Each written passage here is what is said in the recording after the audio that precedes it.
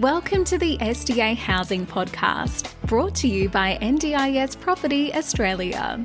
Before starting this episode, we need to provide a general disclaimer. Information contained in this podcast is general in nature only. It does not take into account the objectives, financial situation, or needs of any particular person. You need to consider your financial situation and needs before making any decisions based on the information in this podcast. And you should consider seeking independent and professional advice for your personal circumstances. All right, let's begin.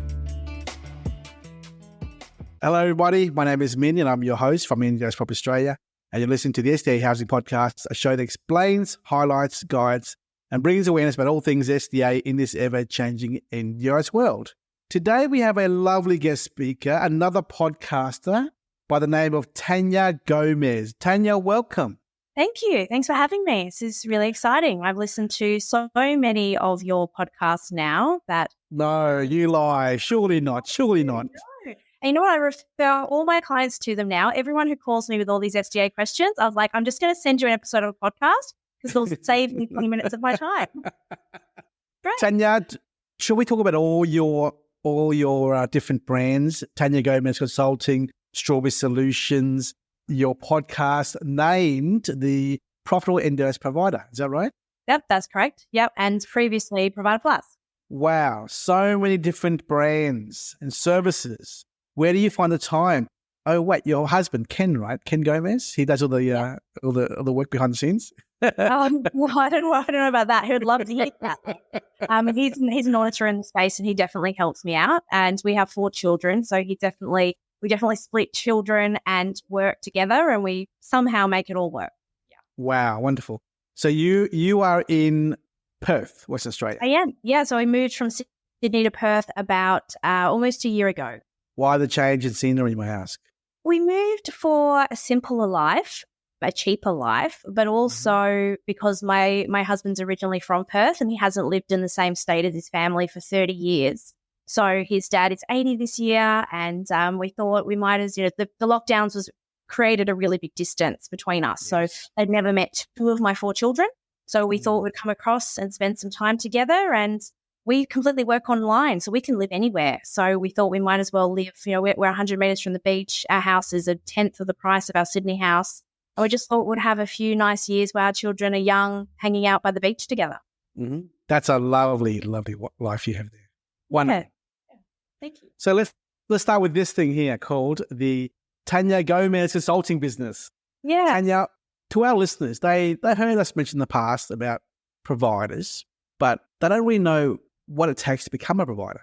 Can you give us in real layman terms why businesses become providers, registered providers, and or why they become unregistered providers, and what's the process to become a provider overall? Yeah. So people become registered so that they can access agency managed participants. There's 3 ways that participants get money or can use their funding. They can self-manage, they can agency manage, or they can use a plan manager. And if they're agency managed, they have to choose registered providers. Or people who are wanting to register for SDA and behaviour supports also have to be registered providers. So anyone wanting to be an SDA provider has to go through a registration process. And there's 2 registration processes as an SDA provider. There's the process which you talk all about, which I'm not really an expert in at all, which is the enrolling of your dwelling with the agency or the NDIA. And the other side of the process is registering with the NDIS Commission. And to register with the NDIS Commission, there's an application form you do via their website. That includes self-assessment answers, which are 2,000 words, 2,000 characters an answer for 24, about 250 blurbs you have to write in your application. You submit that and you get what's called a scope of audit form. And you have to then engage a quality auditor, an AQA. There's 19 AQAs in the market and you need to choose one, pay them a bunch of money, and then go through an audit process to be audited as an NDIS provider. And that process takes between 12 months and 18 months to get your registration certificate before you can be operate as a registered provider. Has it always been 12 to 18 months to get the license? So the actual audit process takes about 6 to 8 weeks, and then you really just are in a waiting period with the NDIS Commission. So it really depends on how many applications they have, how long it takes. The shortest I've ever heard of is 6 months wait for approval. And the longest, I've got clients who are up to almost 19, 20, 24 months that are waiting for approval. So anywhere between 6 months and 2 years is about standard. And I haven't heard it being less. I know some consultants say you can get approved within 6 months, but that is like the quickest. And if you're a verified provider, which is low risk, so if you're a cleaner, gardener, or allied health, if you're in the low risk areas, you might get through in 6 months, but more often I hear of people waiting at least over a year. Gotcha. I know of a company in Melbourne who specifically target property investors and get them registered as providers themselves. Do you ever come across in your past life in Provider Plus, property investors who just become a provider for the sake of being a provider, being a landlord property owner? Yes, and I've audited a number of them as well as an auditor myself. I've audited a number of investors who have become providers because they want to feel like they're closer to controlling the money and the money that comes back. They want to be able to feel like they have more control and not specifically choose another provider so that there's not more parties involved. The process is still exactly the same as a normal SDA provider applying through the same process? Yeah. There's no price to the NDIA. You don't pay the commission anything to apply. You just pay for the audit from the auditing body as a third-party service. So for an SDA provider, you're looking between $3,000 and $5,000. And SDA providers only have an audit every 3 years, where everyone else has one every 18 months. So you're looking at, let's call it $5,000 to be conservative, and that's going to last you for 3 years. So you've got a 3-year audit every 3 years and $5,000 every 3 years. So it's not any more expensive. There's no other variables that would make it more expensive. Once you start going through the renewal cycle at 3 years, if you have more participants or more sites, that's when it becomes more expensive. So I have seen and I have audited SDA providers on $20,000 or $30,000 audits, but that's because they have so many sites that we need to go and visit all of those sites personally, and you have to pay for time and travel time. Gotcha. Speaking of providers, I mean, you've probably done about 4,000 in the past, is that right? Yeah, so Provider Plus registered 4,000 providers between 2017 and 2023. Yeah. How many providers are out there of all kinds in the marketplace? I think it's about 20,000. I think there's about 20,000 providers. Wow. There's about 10,000 registered providers, and then we assume there's about double that again of unregistered providers. And unregistered providers are usually people like support work. So even SIL providers can be unregistered. You only need to be a registered provider if you're providing SDA or behaviour supports, including implementing. So if you're a SIL provider that has, robust housing and you have participants who have high needs, you most probably will be a registered provider, or, you'd be cutting yourself out of potential clients if you weren't. Where if you were doing nursing services as a registered nurse and you had no intentions to deal with people that had psychosocial disabilities, you wouldn't need to be a registered provider. So there's more and more people choosing not to become registered providers, and they can use that 10% or 5% of their cost that they would pay in compliance to keep their records up to date into investing in their business in other ways. Gotcha. So tell me more about your podcast that you launched recently that is published, I've seen on Spotify and whatnot. Why are you doing this podcast? What have you learned so far about the topics, and what's your end goal here with regards to the podcast? Yeah, so the podcast is with Paul and myself. He's a business coach and I'm a compliance person, I suppose. I'm not sure what I am, but both of us really want to help NDIS providers be successful and activate in the market. It's said that 50% of people who register never get an NDIS client. And the simple reason for that is that they're really unclear about how to run a business and really unclear about how to move from being a support worker or providing services themselves to being a business owner. And we're trying to make that easier for them. And the reason for the profitable NDIS provider is that we wanted to really focus on all business issues and talk about sustainable long-term businesses, not just about compliance, which is my area, and not just around business, which is Paul's area, but actually the reason to be a provider isn't just for profit, but if you don't have profit, you don't have a long-term business. And we feel like in the disability sector, similar to how it was when I worked in childcare, profit's almost sometimes a dirty word. And we wanted to flip the script and talk about profit as a tool for growth, talk about profit as a tool to enhance people's lives, not about something you need to feel guilty about and think about, okay, I don't want to make money off participants. It's about being able to run a good business in a competitive marketplace. And that actually takes quite a lot of skills. And so we've released 5 episodes. Tomorrow's the 5th episode. We've recorded 10, and we've just scheduled our second series of 10 episodes. That'll start in July. And we're really enjoying it. I'm really liking talking to other people in the space. It's great to connect with like-minded people who are also successful about seeing providers succeed. That's great to hear. So your podcast is helping connect people in the industry. Good. Your business itself, Tania Gomez Consulting, that is a consultancy business to help providers just move along on their evolution of growth. Is that right? Yeah? Yeah, to help them comply with the standards. The standards are really confusing and complicated. And I like to think of myself as them having an expert in their corner, someone who can guide them through the process, coach, guide, mentor them, and help them understand all of the pitfalls so that they don't make the same mistakes and they don't spend years and years and a hell of a lot of money in areas that they don't need to. Most people, when they apply to be a registered provider, they go in with a mess. They add too many registration groups. They're not clear on what they're delivering or who they're delivering to. And their audit experience is stressful, expensive, and it doesn't need to be that way. They just need to have a few really intelligent conversations with someone like me to really explain to them what they're doing in this application, why it's important what you choose, and that really simplifies the whole process for them. So, a bouncing board to say, okay, I want to be a SIL provider. How do I get there?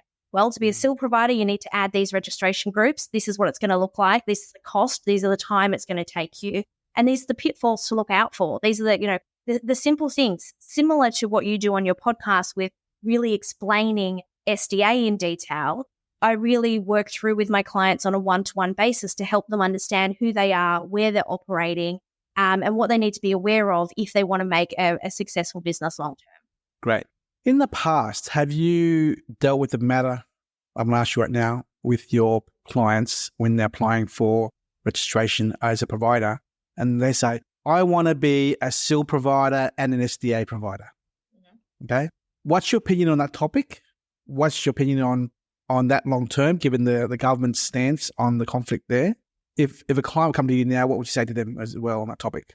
Yeah, I get asked this all the time. Look, there is a conflict of interest between being an SDA provider and a SIL provider, but conflicts aren't necessarily a bad thing. They just need to be managed and they need to be identified. So you can have one entity operating as a SIL provider and an SDA provider as long as you're managing that conflict. And some providers do that really well.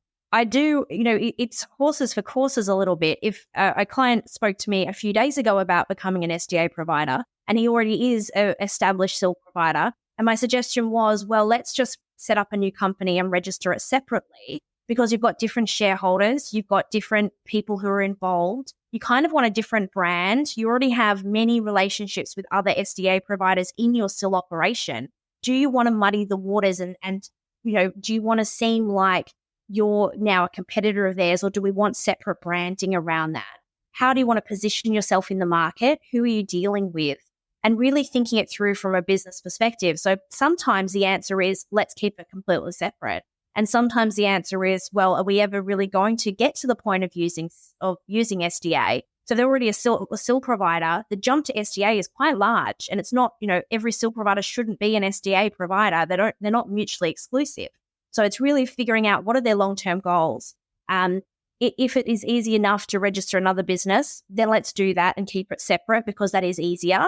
But in some circumstances, it makes sense to keep it together as one entity and just manage the conflict. So it really depends on who they are, what are they trying to achieve, and where are they in their maturity of understanding the scheme as well. Great answer. As you were talking, I'm thinking about all the discussions I've had in the past with developers and builders who are also providers, right? Do you ever ask them, I'm sure you have come across them in the past, do you ever ask them the question, what are your goals? Why you're a builder or you're a developer? Why do you want to be a provider? Do you ever ask that question, or have you ever gone back to them gone back to them again in the past, again to say how are you going with your role as a provider when your main focus is being a builder or developer? Yeah. Yeah, I do. I do. And as part of when I'm an auditor with my auditor hat on and I'm auditing people who are builders who have gone into SDA, I do ask them, it's part of the audit process is to find out what are their experience with working with providers, work with participants directly. How do they have the skills and experience to understand this whole NDIS world? And some of them have lived experience and they have, a person that they have in mind, whether it's a loved one, a client that they work through, and then that makes sense. But I think I'm always advocate for people staying in their lane and doing what they can be the best of the world at. So if you're the best in the world at building, then going to partnership with someone who's the best in the world at providing supports makes a lot more sense than trying to learn all of those skills yourself, because it's a really big learning curve. And it's expensive because time is money. And if you're going to spend years learning this whole new system, isn't your time and your effort worth investing in what you do best and letting someone else deal with the participant side of things and being a provider? But I understand why they want to, because they see all of these ads on social media all the time of, $52 billion in the NDIS and these huge guarantees that I see around. And they make it sound really easy and really attractive. So it's no wonder that people who are builders go, well, SDA makes sense for me because I already build in this other area, whether it's, building residential, building commercial, building in childcare centres, building residential aged care homes. And they understand a little bit about it and want to then pursue it as a business opportunity. Yes, exactly. Oof. I have trouble keeping up with your content. I'll go slower. Thank you. So to all you listeners out there who are builders and developers, don't think that you have to have a provider license to be successful in the NDIS sector. Just be good at just do what you do best. Stay in your lane and work with other groups out there in the marketplace who can work with you and advise you. In fact, if you were to say, I'm a builder and I'm also a provider, they may see that as a threat and they say, well, we don't want to do business with you because you are also a provider. So that's also perceived conflict there as well. Yeah. But anyway, look, that's all nice. I would like to ask you, how can we give you advice or support and help with your podcast? We love, in fact, I think you are our you're a second podcast interviewee. And how are you finding it? Is it taking too much time out of your life? Are you enjoying it? Do you plan for it properly? Or are you just going with the flow with your content at the moment on your podcasts? No, I'm an organizer. I'm an auditor and very system and process driven. So we plan episodes in batches of 10 and then we schedule them in. We do 3 or 4 recordings at a time because we go to a studio to record centrally, Paul and I together. So we have to be a little bit organized. So it's not taking up too much of my time. I'm enjoying speaking to people. I think it's just really trying to figure out what are the topics that we think that everyone's interested in. I think that's the hardest thing is, okay, what's something that's valuable to the listener? What do people want to hear? And with a brand new audience and a brand new podcast, we're just relying on people to give us feedback on what we're speaking about and give us other tips. I know we've spoken offline about your feedback on my podcast, which is great, around keeping it a little bit shorter, breaking it into, simple topics. So we're definitely trying to do a bit more of that in our new series. But yeah, I guess, I don't know, what are some tips from you? What are the best episodes you've done, and how do you determine what topics you cover? Hang on, I'll ask you this question. What podcast topics have you gone through of ours that you quite enjoyed? Yeah, for me, I'm a compliance geek, right? So for me, I loved all the in-depth detail around the design categories and what they mean and who were the players, because I understand it at a base level from reading the guidelines and from auditing providers, but it's really hard to get a clear definition of these things in layman's terms. So for me, it is I've sent that episode to most of my clients who ask me about SDA. There's a 2-part one. I can't remember the names of them, but there's a 2-part one around funding, which I really like, around how participants are funded, because again, that's the other side of the coin from what I do. And for me, it just fills in so many gaps in my knowledge. As far as now, when I'm speaking to people about SDA, I feel like I understand the full circle, where before I didn't know what I didn't know. So it really fills in those gaps. I've looked at all of the topics that you have when I've been deciding which ones to listen to, and I think it's really great that you can go through and go, okay, I know you did one on fire sprinklers because my husband's an engineer by background, and he was like, oh, the fire sprinkler episode was great. And I was like, yeah, it's probably not something that I would listen to because fire sprinklers don't mean anything to me. But part of him who's an engineer and loves, the layout of buildings, he was like, I wish I knew that information sooner. So I think the way that you've done it has been really interesting as far as a short topic and then breaking down the content. We recently had our last published episode last week. Abdi Mohammed, who's an investor from Melbourne, he said that he listens to every single episode. His kids and his wife are always saying, oh, Dad, not again, another NDIS podcast. He goes, shut up, I'm listening to it in the car. He's always listening to it day and night in the house. But he's walked away from it knowing full well that how important fire sprinklers were, right? Yeah. And he told his investor business partner, I said, we've got to put fire sprinklers in. No matter what the money is, put it in no matter what. Because, we have been harping on about it for so long on our podcast series saying 99% of the whole marketplace in Australia don't do fire sprinklers. But when the changes come by the government, it's going to be drastic. And it's a small price to pay, but do it and do it right. Because you're standing that as a property owner, you're going to stand out from the rest of the crowd in the oversupplied market. If you are in an oversupplied market, to really stand out and future-proof your asset, the property investment. So, my advice to you is be aware of topics that people are not aware of themselves, be it consulting work or auditing work in the NDIS. Bring it up slowly, build it up slowly over many, many months. Bring in lots of guest speakers who can really elaborate on certain topics that are relevant to the providers out there who are support workers who want to break out on their own to do their own business at some point in the future. What are they thinking? Is this too risky to go forward? Did you know, myself, until you told me today, I didn't know it was cost-free to apply the NDIS for NDIS license. I thought it was $4 or $5 grand to an auditor and $6-7 grand to another consultancy service. That's what I thought. And I bet no one else understands that either. Then you can do it yourself with an auditor. Again, it's much more harder, I'm sure, without someone holding your hand. But these are little nuances that we don't know unless someone tells us. So again, maybe you should do a little survey with people in the past or people who are coming to you now. What don't you know? What do you know? And then just go from there, because basics in the NDIS 101, being a provider, what's involved and what's not involved. So that's my advice to you. So our goal from our podcast series is to do 2 per week. We've done 130 now. So another 2 this 2 per week this year. So we'll be at 250 by the end of the year, obviously, 230 by the end of the year. So we'll keep doing 2 per week. And our struggle really is, what do we keep on talking about? But you know what? It's fine. There's so many people out there in the sector right now who we want to interview, who are participants, who are investors, who are developers and builders and providers. Everyone has a story, Tania. Everyone has a story. And we all relate to stories. And I think my advice to you is just bring on board more people in your podcast who have a story on their journey through the audit, their journey through the 12, 18-month process with the NDIA, their journey as a licensed provider, and now what do they do?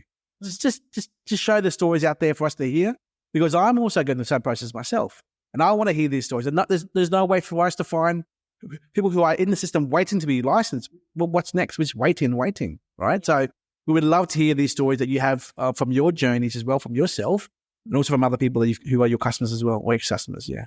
Thank you. It's great advice. I believe Debbie from our office is going to be on your podcast very soon. Yeah, she is. That's right. I think we're catching up with her soon to talk about everything SDA as a basic introduction for our listeners as well, and be able to introduce them to your podcast so they can find all of the information in one place. Were you also interviewed on another podcast? Someone else, the Ninja? Yeah, I was. Yes, on NDIS Ninja. Yeah, NDIS Ninja, Chris. So I'm speaking at their Bali retreat in June, and he was nice enough to invite me on his podcast. I was his second guest, and Rachel, who is his co-host from Alara, she's one of my clients.